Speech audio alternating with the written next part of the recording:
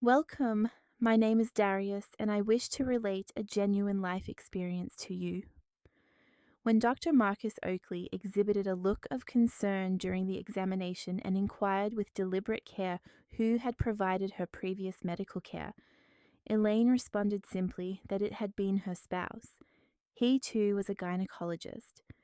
However, the physician fell silent. He placed his instruments aside and informed her that immediate laboratory analysis was necessary because the condition he was observing internally was highly unusual. His tone instilled a profound sense of dread within her. She had not yet grasped the exact reason for the seasoned specialist's alarm.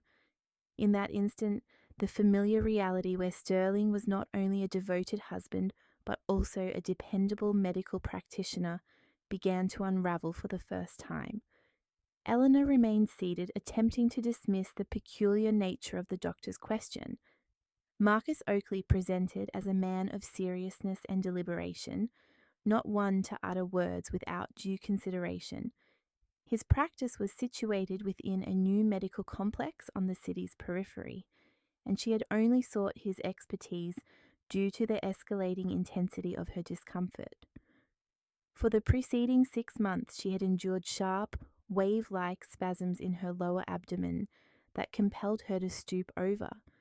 Her menstrual cycle had become entirely erratic, accompanied by painful and unpredictable hemorrhaging.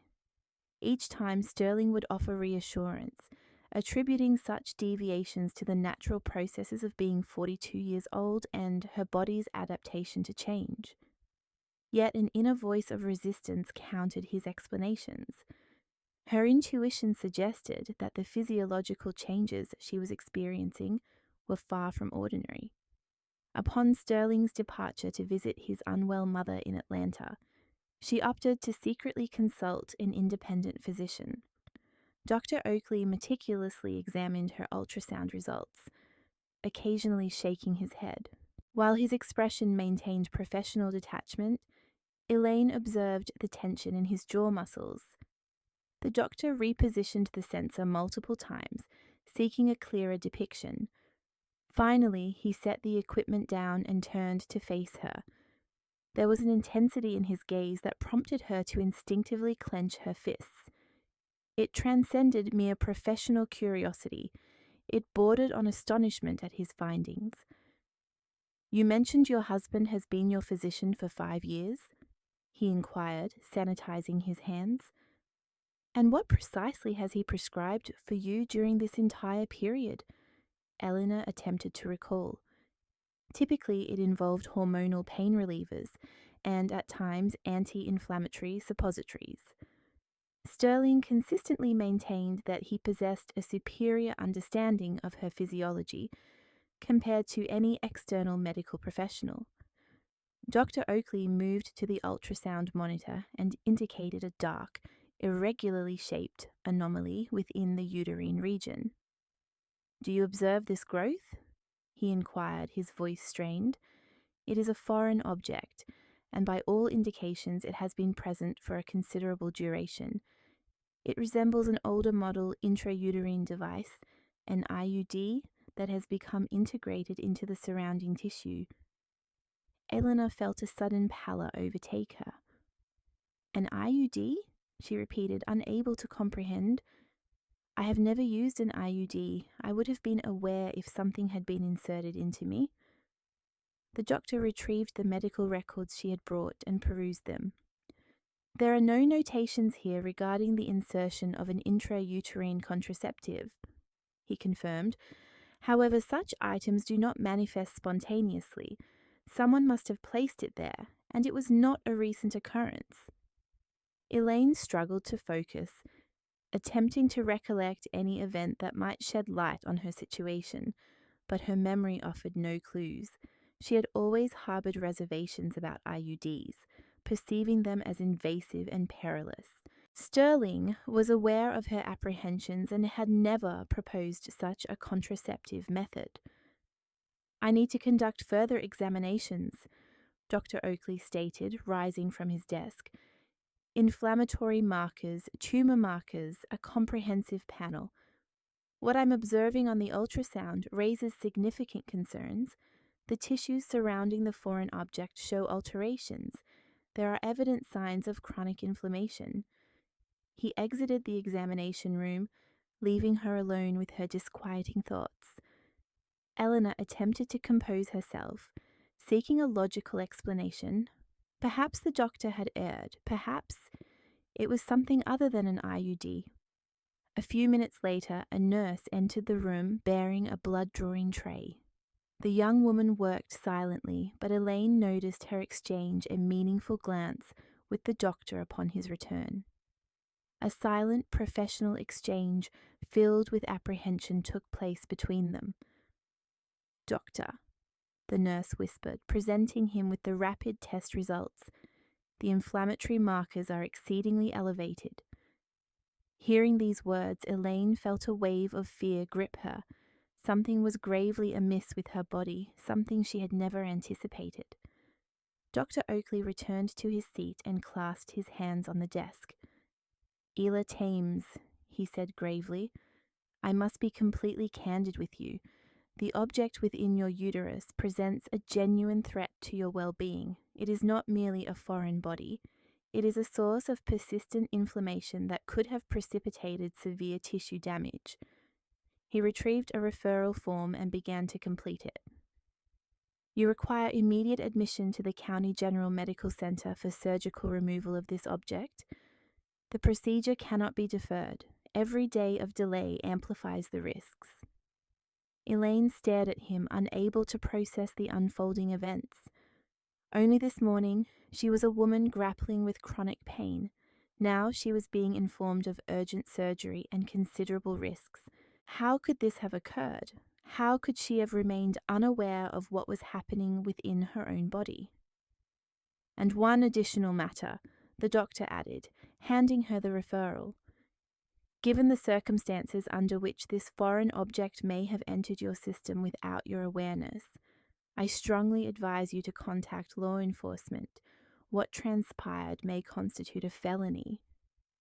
Those words felt akin to a death sentence. Elaine accepted the referral with trembling hands, still struggling to comprehend the gravity of her situation. A crime? Who could have committed such an act against her? Who had access to her person when she was in a vulnerable state? A singular, terrifying, and almost unthinkable notion began to form in the recesses of her mind. A thought she was reluctant to entertain, yet one that seemed to explain everything. The thought that the individual she trusted most implicitly in the world might have betrayed that trust in the most egregious manner. As she departed the medical facility, Eleanor felt the very foundation of her existence over the past 15 years begin to crumble. A world where Sterling was a loving husband and a dedicated physician, where their marital bond appeared unshakable and reliable. Now that world was fracturing, and she dreaded contemplating what would be revealed when it finally disintegrated. The operating theatre at the County General Medical Center was bathed in intense illumination as the surgeon, Dr. Vernon Harmon, commenced the extraction of the foreign object from Alina's uterus. What he encountered caused him to pause momentarily, instruments in hand. The IUD, discolored by time, was so deeply integrated into the tissue that its removal demanded utmost precision. The metallic appendages of the device were literally penetrating the uterine walls, leaving behind evidence of tissue death and inflammation. "Good heavens," he murmured, carefully inspecting the retrieved item. "This is a Sarif IUD. They were removed from circulation over 10 years ago due to their significant carcinogenic potential." The assisting nurse handed him a sterile receptacle, and the surgeon carefully placed the IUD within.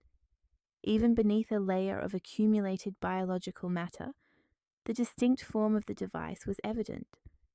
A device once lauded as a groundbreaking contraceptive solution. Dr. Harmon proceeded with the procedure, meticulously cleansing the affected tissues and arresting the bleeding. The inflammatory response had impacted a substantial area, and in certain sections, the tissue exhibited an unsettling appearance. He collected several samples for pathological analysis, cognizant of the potentially dire outcomes. 8 years of a cancer-inducing device residing within her body were unlikely to have passed without lasting repercussions. Following the surgery, the surgeon personally accompanied the patient to the intensive care unit. Elaine gradually regained consciousness after the anesthetic wore off. Her mental clarity slowly returned. The first sight that greeted her upon opening her eyes was the concerned visage of Dr. Harmon leaning over her bedside. "The operation was successful," he stated softly, though his tone carried a note of caution.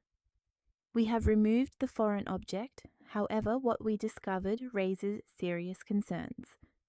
He presented her with a clear container holding the darkened IUD. "This device bears a serial number N3847. We will certainly run it through the database to ascertain its origin." Eleanor gazed at the piece of metal that had been silently poisoning her system for 8 years and found the reality of the situation difficult to accept. The IUD appeared menacing. Its surface was coated in a dark film, and its sharp edges had evidently inflicted trauma upon the surrounding tissues. How could such an item have found its way inside her without her knowledge? How could she have remained oblivious to this foreign presence? Dr. Harmon explained that older models of these devices were frequently inserted without adequate pain management, and patients might not recall the procedure, particularly if it was performed under general anesthesia during another surgical intervention. However, the primary concern was not the mere presence of the IUD, but rather the consequences of its prolonged duration within her body. The Sarif IUD had been withdrawn from the market precisely due to its propensity to induce malignant tumours. A few hours later, a woman in a severe suit entered the room and introduced herself as Detective Nia Blount. She produced a recorder and a notepad, settling into a chair beside the bed. Her arrival signified the official escalation of the case, indicating that the events were being investigated as a potential crime.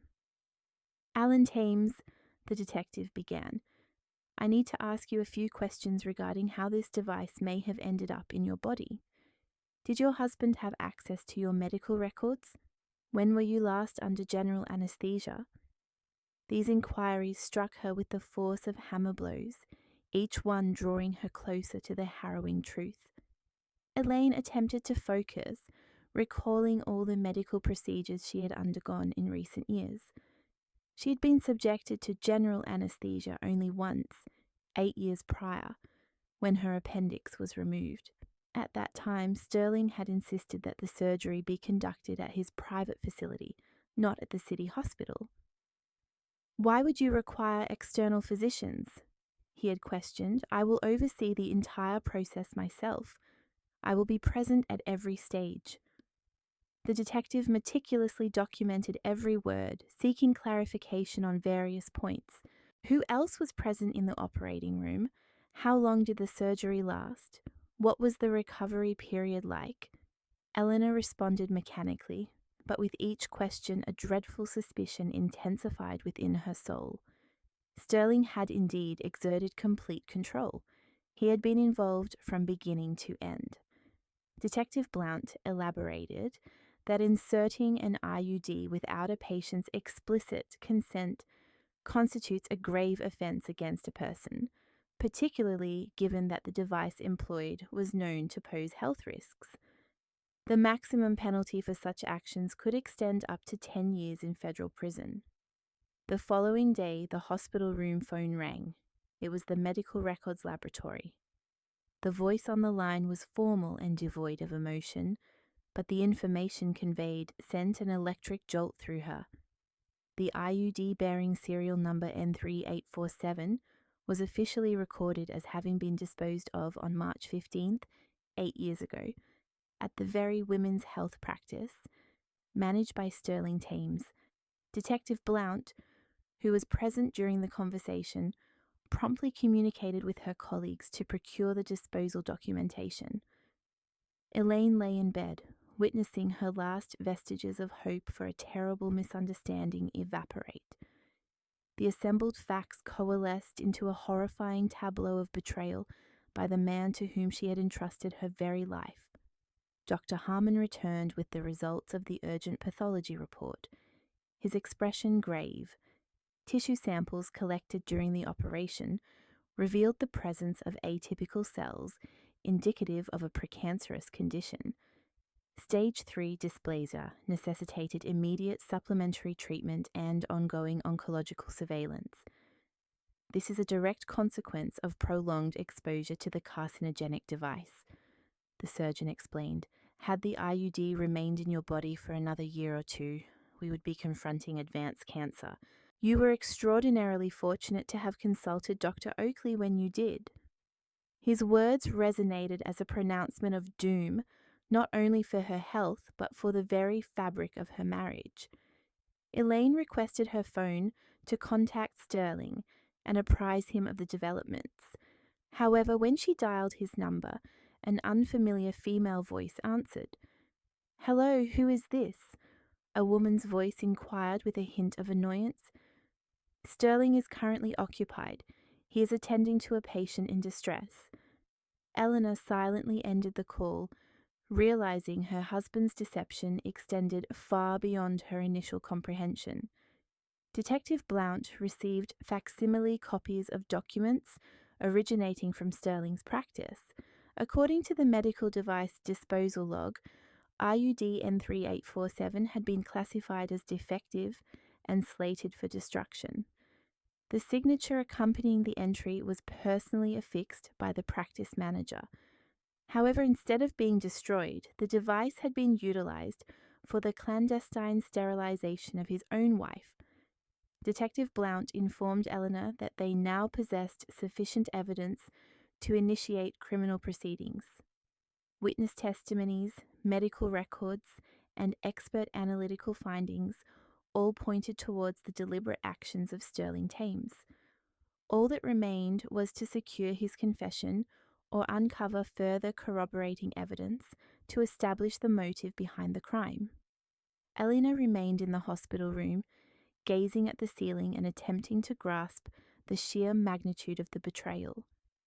The man with whom she had shared 15 years of her life, to whom she had entrusted her entire being, was capable of unfathomable cruelty.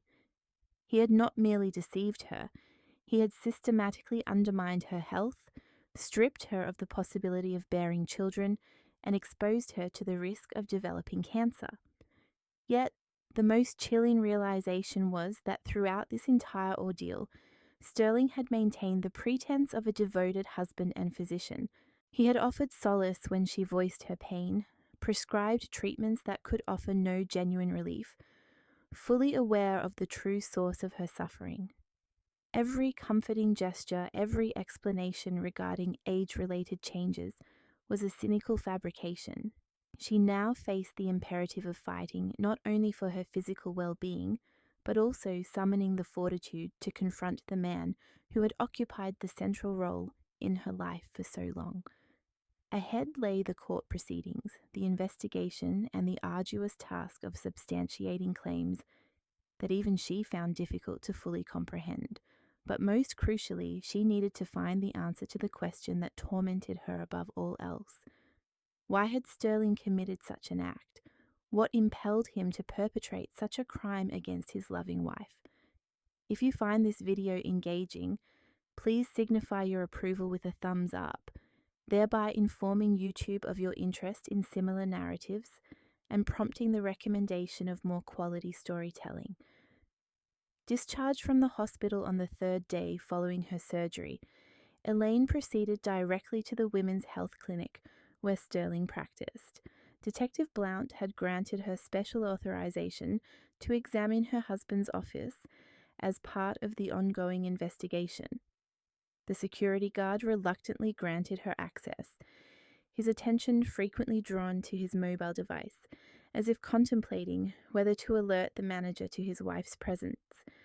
Sterling's office presented a familiar scene, unchanged in its minutest details. The imposing mahogany desk, the plush leather chair, the framed academic accolades adorning the walls, and the photograph, capturing their holiday in Hawaii. Yet, in its current context, this familiar environment seemed to serve as a facade, concealing a profound and disturbing secret.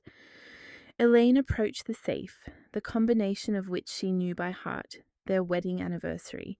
Within the safe were documents Sterling deemed particularly significant. Among them, she discovered a substantial folder containing medical device logs spanning the past decade. Her hands trembled as she turned the pages, searching for the entry dated March 15th, 8 years prior. And there it was, the record of IUD N3847's disposal, bearing Sterling's distinctive, sprawling signature. The office door creaked open, and a young woman clad in a white coat appeared in the entryway. Elaine recognized her.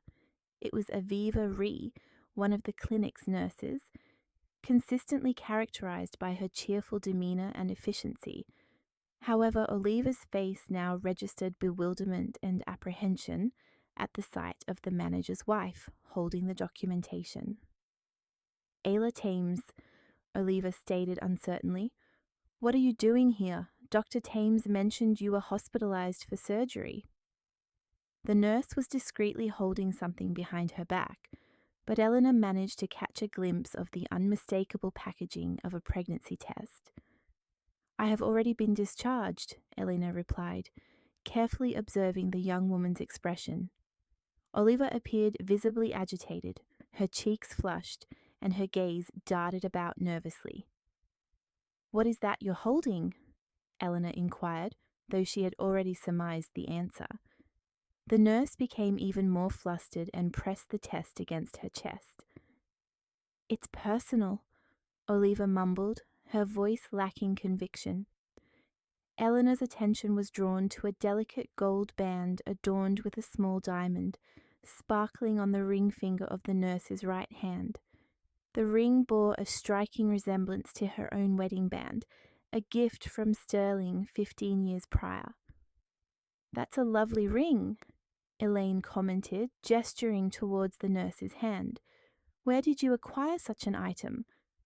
Oliva instinctively withdrew her hand behind her back, but it was too late. It was a gift from my sweetheart, she replied softly, a subtle note of defiance entering her voice, as if defending something deeply cherished. Eleanor felt a tightening within her, a premonition of further disclosures. Had Sterling's infidelity extended beyond her initial assumptions? Did he maintain a clandestine relationship, in addition to the secret sterilization, one to which he presented identical rings as he had given his wife? Oliva attempted to exit the office, but in the hallway an older woman with a noticeably enlarged abdomen called out to her. Elaine recognized her as Marina Vance, a long-standing patient of the clinic who had been under their care for an extended period. The woman appeared weary yet content, clearly anticipating childbirth in her advanced years. Oliva, thank you so very much, the pregnant woman expressed, embracing the nurse. If it weren't for your assistance, I'm uncertain how we would have managed accommodation for myself and my children. Dr. Thames is such a benevolent individual.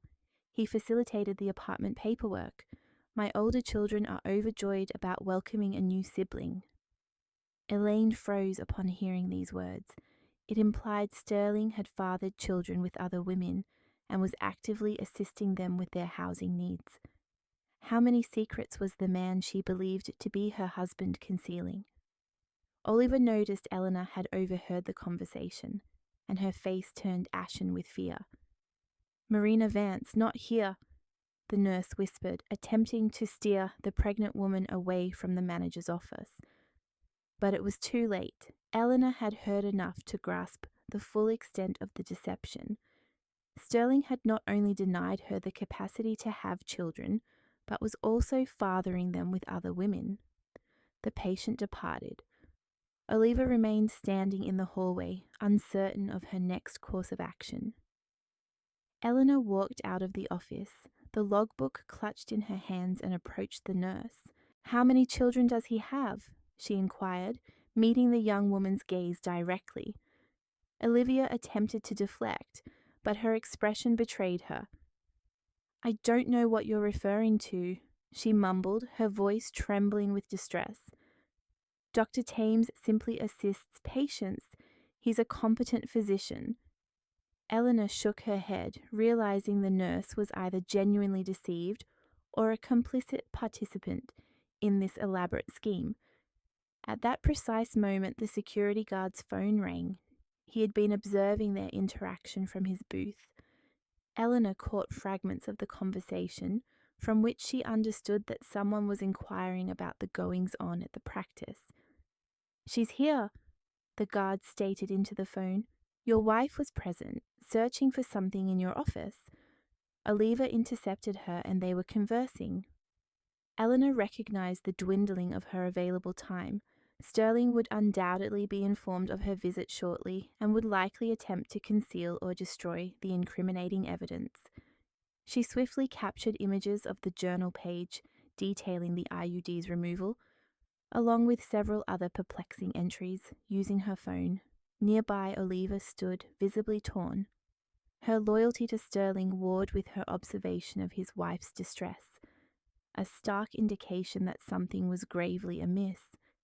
The pregnancy test, clutched in her hand, served as irrefutable evidence that her connection with the practice manager extended far beyond a professional one. Elaine made a bold decision. "Is it his?" she inquired, gesturing towards the test in Oliva's grasp. The nurse offered no verbal reply, but her silence spoke volumes. Tears welled in her eyes, and she pressed the test against her chest, as if to shield her unborn child from a harsh reality. "He promised me he would leave you," Oliva finally confessed, her voice barely a whisper.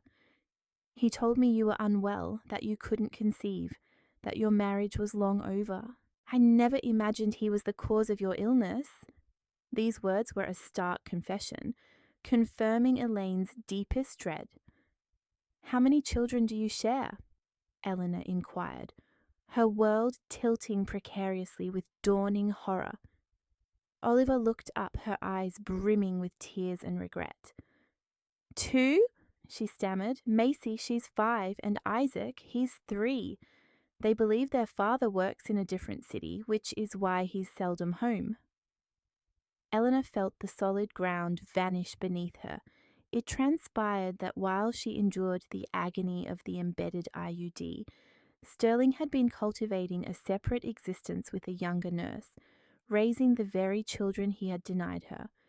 He was playing the role of an adoring father to some and a neglectful husband to another. The security guard concluded his communication and advanced towards them, clearly having received directives from Sterling. "Mrs. Thames," he announced with a practiced civility, "I must ask you to vacate the premises. The manager has indicated you are not permitted to be here without his presence." Elaine understood her time had expired. She departed the clinic swiftly, carrying with her the photographic evidence and the crushing knowledge of her husband's clandestine existence.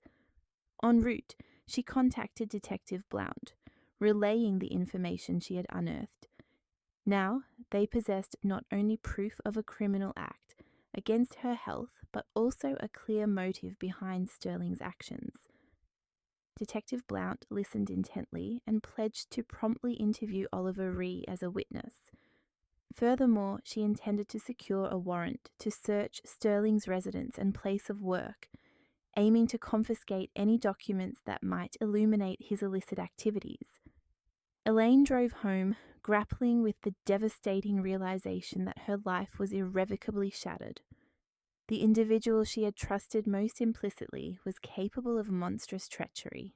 He had not only compromised her health and her hopes of motherhood, but had also perpetuated a years-long deception, establishing a family with another woman. Now she had to summon the fortitude for a final confrontation with the man who had once been the cornerstone of her existence.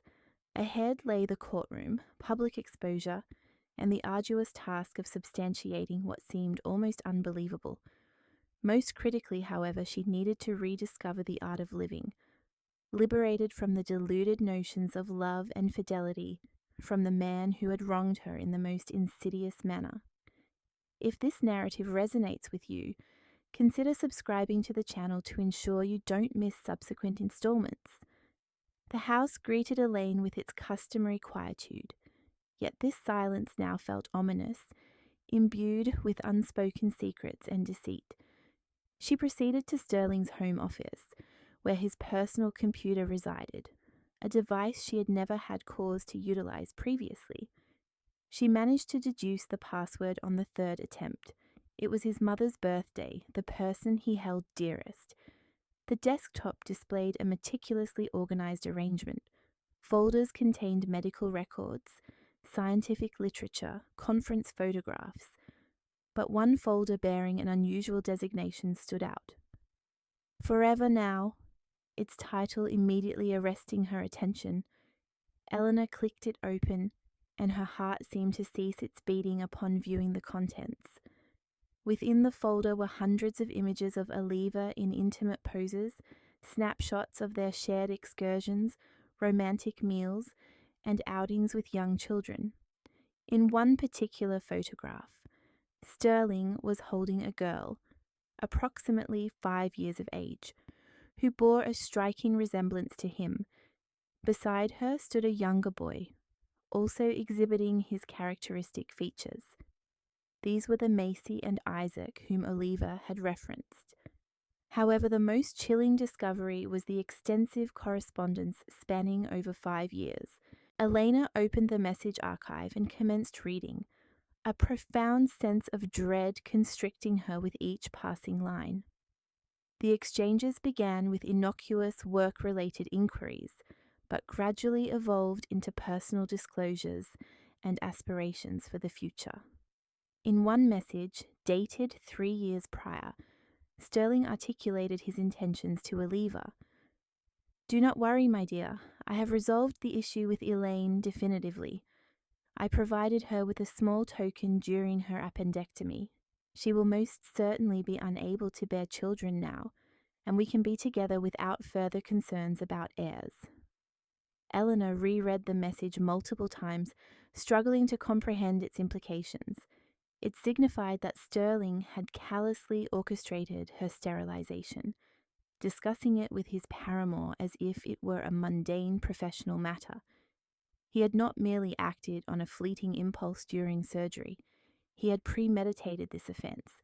The correspondence grew increasingly callous. Sterling recounted to Oliver how he had soothed his wife when she complained of discomfort, how he had prescribed ineffectual treatments, fully aware of the true source of her suffering. He even made light of the situation, referring to himself as a brilliant physician who had simultaneously addressed 2 distinct problems, eliminating the possibility of procreation with his wife and creating an opportunity to establish a new family.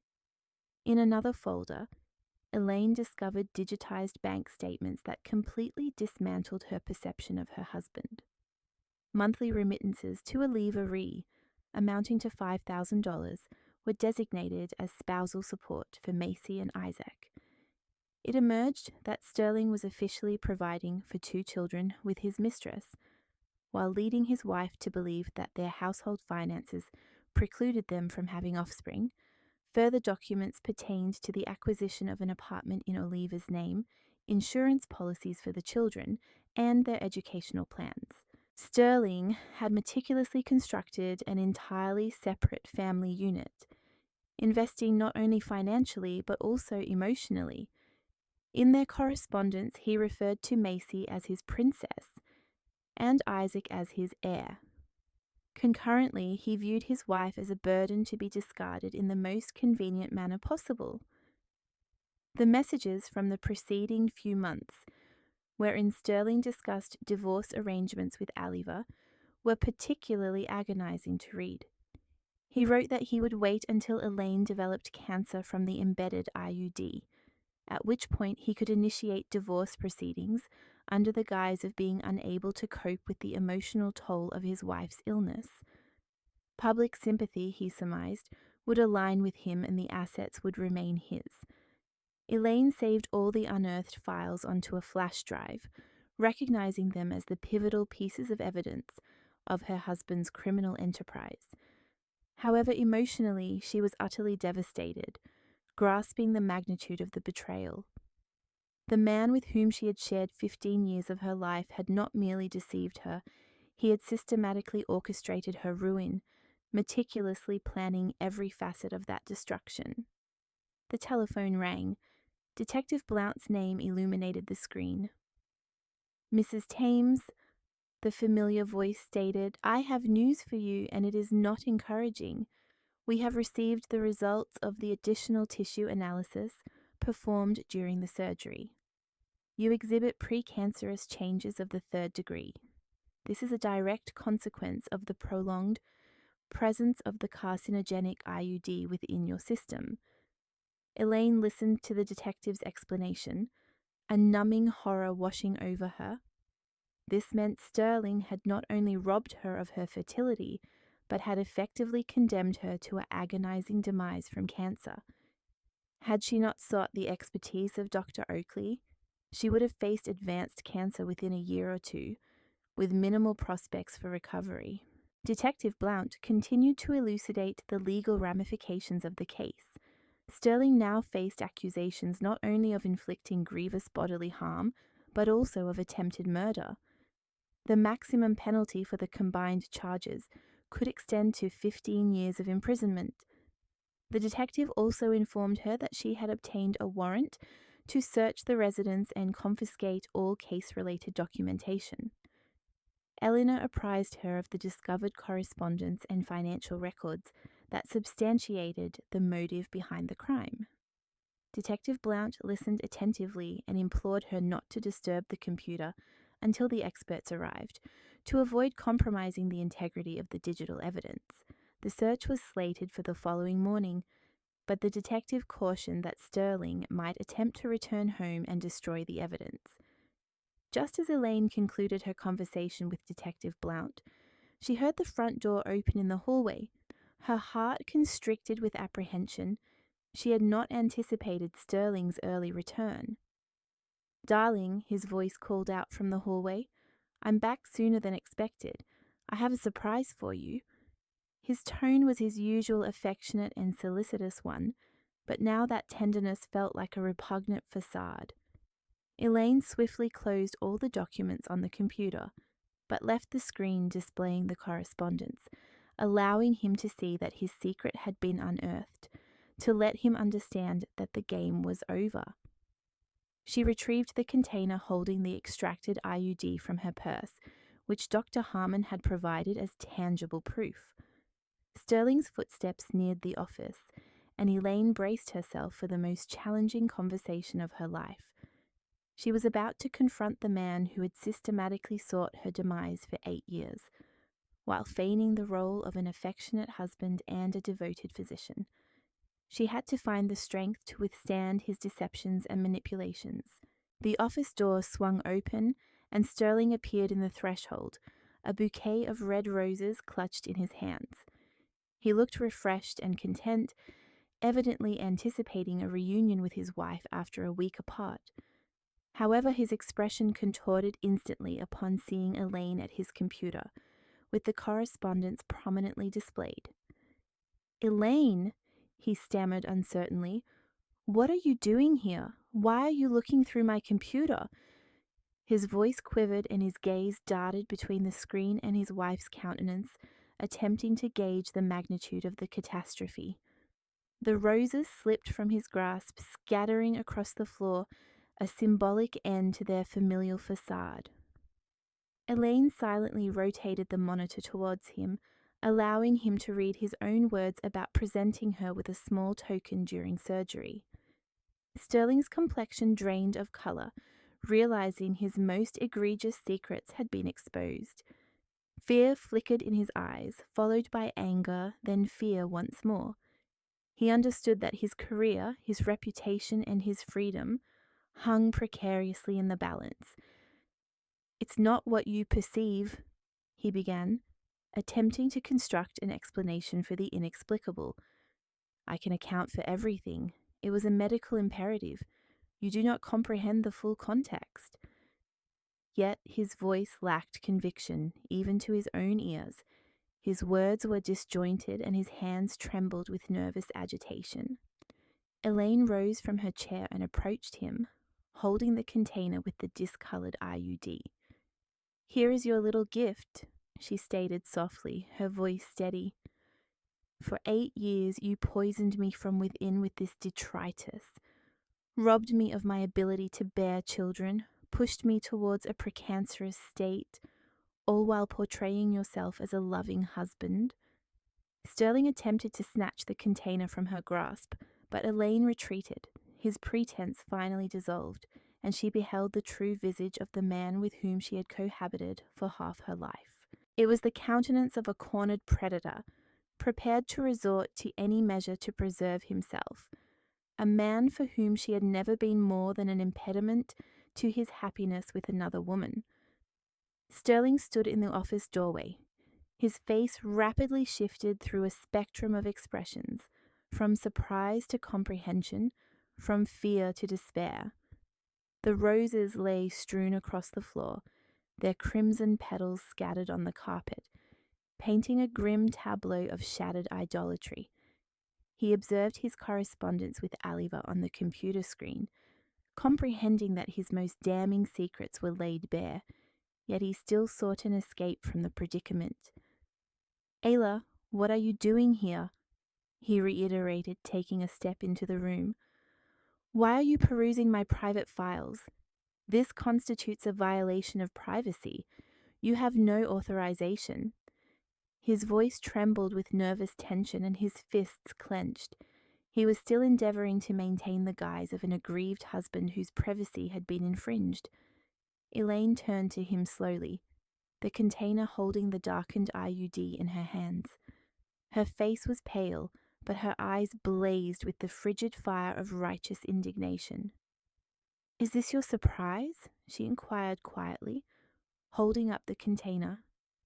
"For 8 years you poisoned me from within with this refuse, deprived me of the capacity to have children, and driven me to a precancerous condition." Sterling lunged towards her, attempting to wrest the evidence from her grasp. "Give that to me," he bellowed, shedding the last vestiges of his composure. "You fail to grasp the implications. This could devastate my career, my reputation." Eleanor eluded him, pressing the container to her chest. For the first time in their entire marital tenure, she witnessed her husband's genuine self, stripped of all artifice and pretense.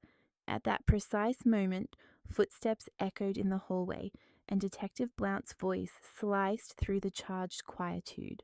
"Sterling Nicholas Thames," she announced in an official tone, entering the office accompanied by 2 police officers. "You are under arrest on suspicion of inflicting grievous bodily harm and attempted murder. You have the right to remain silent." Sterling turned towards the newcomers. His face was contorted with horror. "This is a misapprehension," he began, attempting to salvage his dignity. "I am a respected physician, a practice manager. I possess an unimpeachable reputation. You cannot apprehend me based on the delusional accusations of my mentally compromised wife." Detective Blount produced handcuffs. Her expression remained professionally impassive. "We possess all pertinent evidence, including medical examination findings, IUD disposal documentation, and witness testimony. Your wife has furnished us with correspondence in which you yourself have admitted to the transgression." Just then, Oliva burst into the house. Tears streamed down her face, and she clutched her mobile phone. "Sterling," she cried, "the clinic's guard informed me that the police have arrived. What is transpiring?" Upon seeing the handcuffs in the detective's hands, she rushed towards her lover, attempting to shield him. "I will disclose everything," Oliva sobbed, turning to Detective Blount. "It was his notion, not mine. He assured me his wife was congenitally infertile, that they had lived apart maritally for ages. I never imagined he was the one who caused her illness." Her confession poured forth, extinguishing Sterling's final embers of hope. Sterling pushed Oliva aside and turned to Eleanor, a desperate final attempt to rationalize his actions flashed in his eyes. "I did this for us," he pleaded. "You yourself stated you were not prepared for children, that you wished to prioritize your career. I merely assisted you in averting an unintended pregnancy." Eleanor regarded him with palpable disgust, incredulous that this man was still attempting to shift culpability onto her. "I intended to postpone by a year, not become permanently infertile," she responded icily. "You denied me the right to choose, condemned me to suffering and illness, and all of this for her, for your children with your mistress." Detective Blount secured the handcuffs on Sterling, disregarding his protests and struggles. "Oliver Ree," she addressed the weeping woman, "you must accompany us to provide your statement. You are a crucial witness in this matter." The nurse nodded, recognizing that her own life had fundamentally transformed. Sterling was escorted towards the exit, but he repeatedly glanced back at Eleanor, seeking a glimmer of their past affection in her eyes. "Elaine," he implored, "we can rectify everything. I will secure the finest medical professionals. We will cure you. Do not shatter our family over a single error." His words sounded pathetic and unconvincing even to himself. Eleanor watched in silence as the man with whom she had shared 15 years was led away. She felt no emotion beyond a profound emptiness and a sense of release. That man had ceased to exist for her the moment she had perused his correspondence with his mistress. What was being escorted out now was merely a hollow shell, within which lurked a stranger and an adversary. Oliva lingered in the doorway. Her gaze flickered between Eleanor and the departing Sterling. "I truly had no knowledge," she whispered. "He told me you were ill from birth. Doctors had forbidden you from conceiving. I believed I was assisting him in finding happiness with a woman capable of bearing him children." Eleanor looked at her with a mixture of pity and understanding, realizing that Oliva too had been a pawn in Sterling's manipulative game. "How old are you?" she inquired gently. 26, the nurse replied. Eleanor shook her head, grasping that Sterling had ensnared a very young woman when she was barely 20. "He exploited you as well," Eleanor stated. "He promised to divorce me and marry you, but in reality, he merely desired a youthful mistress and children on the side. Had this entire situation not unfolded, he would never have abandoned me, as I provided him with stability and social standing." Oliva wept even more profusely, confronting the stark truth of Eleanor's words. "What will become of my children now?" she sobbed. "How will I explain to them that their father is a criminal? How will I support them without his assistance?" Eleanor felt a surge of empathy for her, despite the gravity of the circumstances. Detective Blount returned for Oliva, patiently awaiting her conclusion of the conversation with Eleanor. "We genuinely must depart," the detective said softly. "The sooner we process all statements, the sooner you can return to your children." Oliva nodded and moved towards the exit, pausing at the threshold. "Forgive me," she told Eleanor. "I know my apologies will not alter anything, but I truly never intended to cause you harm." Eleanor nodded mutely, unable to articulate a response. Forgiveness, she sensed, would come later, once the pain of betrayal had subsided, once she could reflect on this ordeal without a shiver. The house emptied, leaving Elaine alone amidst the scattered roses and the fragments of her former existence. She picked up a few petals, recalling how such gestures from her husband used to fill her with delight. Now, those flowers felt like a cruel mockery. Sterling's final futile attempt to maintain the illusion of a normal relationship. She entered the bedroom and began gathering his belongings, realizing she no longer wished to see anything in the house that served as a reminder of him. Every photograph, every book, every piece of clothing was saturated with lies and deception. She had to embark on a new chapter of her life, purging her space of the spectral remnants of the past. The phone rang. Dr. Oakley's name appeared on the screen. "Ella Thames," he said warmly. "I have heard about what transpired. How are you feeling? Do you require any medical attention?" His concern was genuine, devoid of any ulterior motives. "Thank you," she replied, a warmth spreading through her in response to the human compassion. "Physically, I am well. Emotionally, I suppose that will take time." Dr. Oakley offered her psychological support and scheduled regular checkups to monitor her health following the IUD's removal. After hanging up, Elaine stepped out onto the balcony and gazed at the cityscape spread out below. Somewhere within a detention facility sat the man who had been systematically endeavoring to end her life for 8 years. Tomorrow the trial would commence with interrogations, expert analyses, and public dissection of the most intimate details of her life. But she was prepared to endure it all in pursuit of justice and to serve as a warning to other women against a similar fate. I suggest you watch these 2 stories displayed on your screen. I am confident you will find them engaging. And in the comments section for this video, you will discover a link to a curated collection of the finest narratives from across the internet. Thank you for tuning in. The county courthouse buzzed with the presence of journalists, Sterling's professional peers from the medical field, and the simply curious, all drawn to the highly publicized trial of a physician accused of grievously harming his own spouse. Eleanor occupied a seat in the front row, consciously attempting to disregard the hushed conversations and scrutinizing gazes.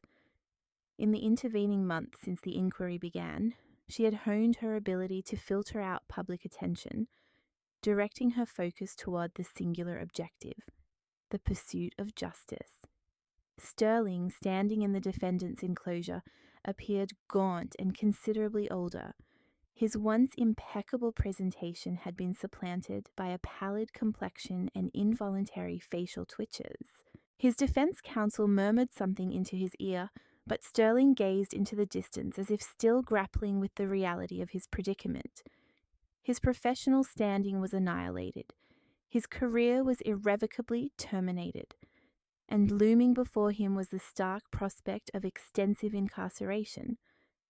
Judge Ava Jenkins, a middle-aged woman with a visage of unyielding gravity, commenced the proceedings and yielded the floor to the prosecuting attorney. The prosecutor systematically detailed the circumstances of the case. Each revelation struck like a hammer blow to the defendant's reputation. The covert implantation of a carcinogenic intrauterine device, years of deceit, the existence of a clandestine relationship, and the callous exchange of messages with his paramour. The initial witness summoned was Oliva Ree, who entered the chamber looking pale and visibly shaken. Her pregnancy was unmistakably apparent, her swollen abdomen lending a dramatic poignancy to her testimony. She took the witness stand, hesitant to meet Sterling's gaze, who was observing her with imploring eyes. "Kindly apprise the court of your association with the defendant," the prosecutor requested. Oliva's voice was soft, yet her words resonated clearly in the ensuing quiet. "He informed me that his wife was congenitally infertile and that medical professionals had advised against pregnancy due to genetic predispositions. I accepted his narrative, believing I was assisting a man seeking personal fulfillment." She recounted Sterling's assurances of a divorce from his wife and their subsequent legal union. She spoke of his elaborate plans for their shared future, including children. He confessed to intentionally inducing his wife's illness to preclude her from claiming marital assets during divorce proceedings, a revelation that elicited a wave of indignant murmurs throughout the hall. He rationalized that it would ultimately benefit all parties involved and spare her the distress of a protracted separation. Sterling's attorney endeavored to undermine Oliva's account, suggesting her potential bias. However, the young woman answered all inquiries with unwavering resolve, providing precise dates and quoting excerpts from correspondence. Her sincerity was palpable, convincing even the most skeptical members of the jury.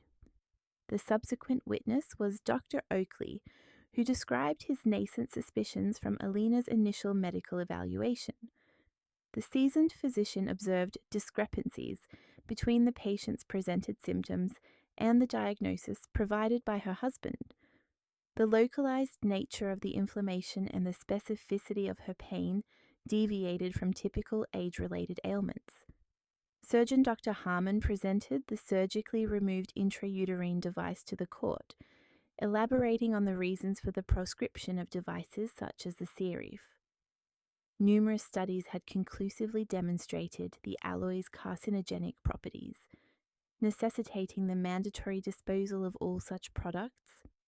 The implantation of such a device, he explained, was tantamount to a gradual poisoning of the patient. A forensic analyst presented the findings from Sterling's computer, validating the authenticity of his communications with Aliva. The digital evidence left no room for doubt regarding the veracity of the messages. Particularly damning were Sterling's own admissions concerning his resolution of the marital issue during his wife's appendectomy procedure. A medical expert then delivered the findings regarding the victim's health. The defendant's actions resulted in Elaine Thames's permanent sterility and the onset of a precancerous condition, which, if left untreated, would have advanced to stage 2 malignancy. The 8-year presence of the carcinogenic device within her body had inflicted irreparable damage to her reproductive system. When Elaine was given the opportunity to speak, she rose and slowly approached the lectern. A hush fell over the courtroom, with all eyes fixed upon her. After a prolonged silence during which she gathered her thoughts, she began to speak in a measured, even tone. I place my health, my existence, and my affections in this man's hands. For 15 years I regarded him as the most intimate soul on earth. Her voice, though steady, was laden with profound sorrow and disillusionment. He exploited my love and my trust. He weaponized his professional expertise against me. For 8 years I endured suffering without comprehending its origin, and he offered solace, fully aware that he was the architect of my affliction. Elaine recounted her aspirations for motherhood, her deep yearning for children, and her self-blame for her inability to conceive. Now I know that motherhood will forever elude me, she stated, her voice faltering for the first time. He stripped me of that right. He unilaterally decided my fate, treating my body as if it were his personal property. She detailed the years of deception, her husband's duplicitous existence, and the children he was raising with another woman, while his wife bore the consequences of his criminal actions.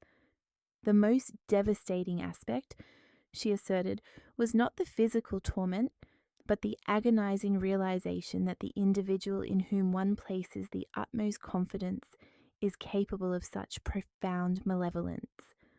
Upon the conclusion of Elaine's statement, an absolute silence pervaded the courtroom. Numerous women in attendance wept, envisioning themselves in her predicament. Even some jurors struggled to contain their emotions, having absorbed the narrative of years of agony and treachery. Sterling's defense attorney attempted to portray his client's actions as a medical misjudgment, attributing them to stress and professional exhaustion. However, his argument lacked conviction When juxtaposed against the incontrovertible evidence of premeditated intent, the correspondence with his mistress unequivocally indicated that his wife's sterilization had been meticulously orchestrated. Sterling himself declined to testify, contenting himself with a formal acknowledgement of the factual circumstances. He remained with his head bowed, unable to meet his former wife's gaze. His silence conveyed more than any verbal defense could. The judge withdrew for deliberations, which extended for several hours. Upon resuming the session, Judge Jenkins delivered the verdict in a solemn official tone. Sterling Nicholas Thames is convicted of inflicting grievous bodily harm with exceptional cruelty and is sentenced to 7 years of confinement in a maximum security correctional facility. Furthermore, the court permanently rescinded Mr. Thames's medical license and mandated that he pay Alan Thames $500,000 in compensation for emotional distress. He is also required to cover all expenses related to the victim's medical treatment and rehabilitation. Sterling was escorted away in handcuffs, never once lifting his eyes to meet Elaine's. His attorney indicated an intent to file an appeal, yet the overwhelming evidence suggested that any prospect of clemency was virtually non-existent.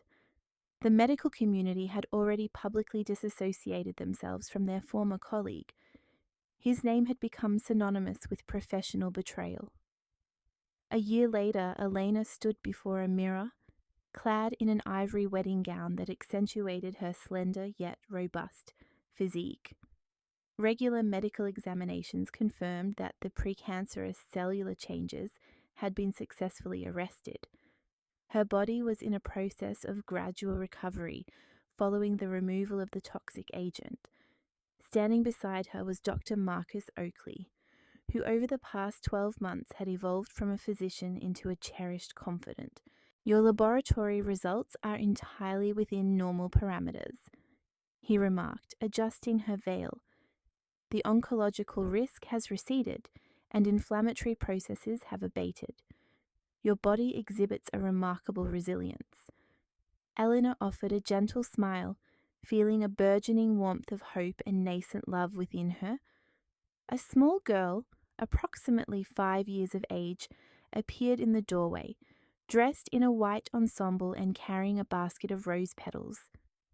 "Mommy, you look so beautiful," Aaliyah exclaimed, whom Elena had formally adopted 6 months prior.